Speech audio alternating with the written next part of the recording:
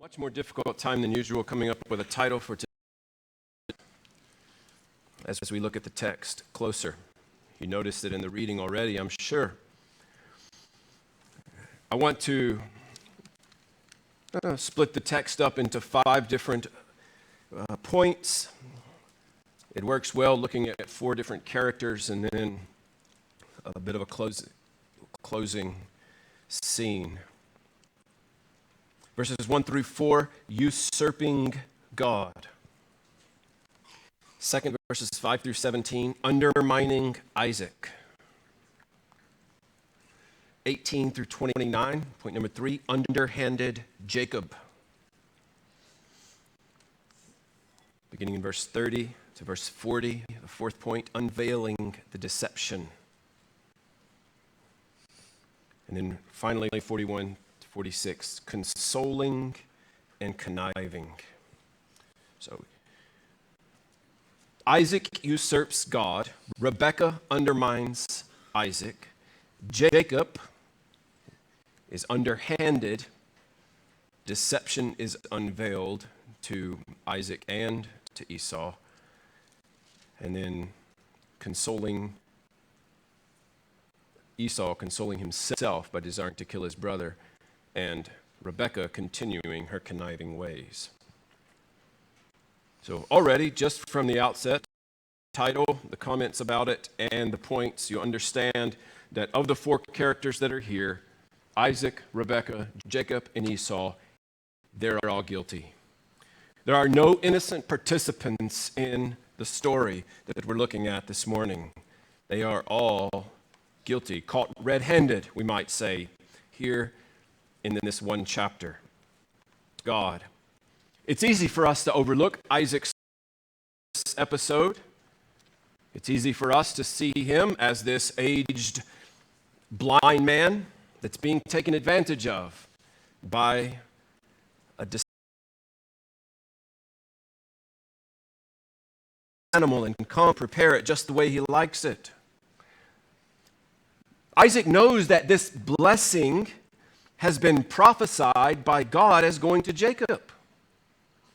It was just chapter 25 for us a few weeks ago when we looked at it, when she was expecting twins and us, that God revealed to her. There was fighting going on amongst the boys in her womb, basically, and that the younger would usurp, the older would serve the younger. So Isaac knew the Lord's plans. Yet here we find him secretly trying to give the blessing to Esau, who was the natural recipient. God had intervened supernaturally. God had determined to bless his people through to do absolutely whatever he wants, however he wants. He had promised Rebekah that this is the way it would happen, and Esau attempts to usurp God by food in order that he might eat it. It's almost as if Esau, too, would not the way God had intended, but Isaac has set it up to kind of tug on the heartstrings of Esau. Like, I don't have much time to remember that we looked at previously, Esau giving up his blessing being stolen. And I think for most of us, we see there is a birthright that is primarily physical, that does have some spiritual as well. They're 2 separate things, and we know that being stolen in verse 6. Is he not rightly named Jacob, Esau says, for he has supplanted me these 2 times. He took away my birthright. He took it away. Get that? We know from the text previously that he willingly gave it away because he felt like it was useless. Blessing these 2 times. At this point in the story and his covenant, he's only done that, but he has married Hittite women by the people of God, causing grief to his parents. That's chapter 26, verse 35. These Hittite women brought grief to Isaac and to Rebekah. And yet still, Isaac is emphatic. Take your gear, go out to the field, hunt game for me, prepare a savory dish, and all of it is against the will of God. all of it is against what God has determined would happen. And Isaac is well aware of this. And food for his belly have driven him to make this foolish choice. Isaac is not just an old physically blind man. He is a father who is doing. He's blind to his son's spiritual state. We might understand it this way. He's not just physically blind. It's not just that he can't see. He's morally blind. He's unwilling to do what is necessary with regard to his son. And he's driven by three particular loves that are brought out here. It shows up again, or affections. It shows usually in chapter 25, verses 27 and 28.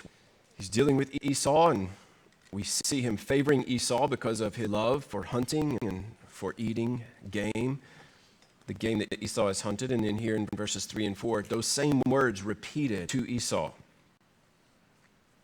Loving, hunting, finding game, wild animals, for the purpose of consuming them.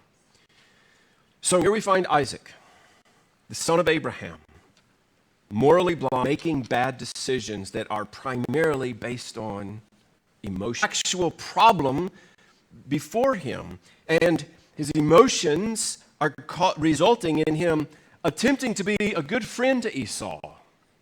Parent is the solution in this situation that would guide him in the right direction and tell him the truth and warn him about and not pleasing the Lord and the dangers of despising the promises of God.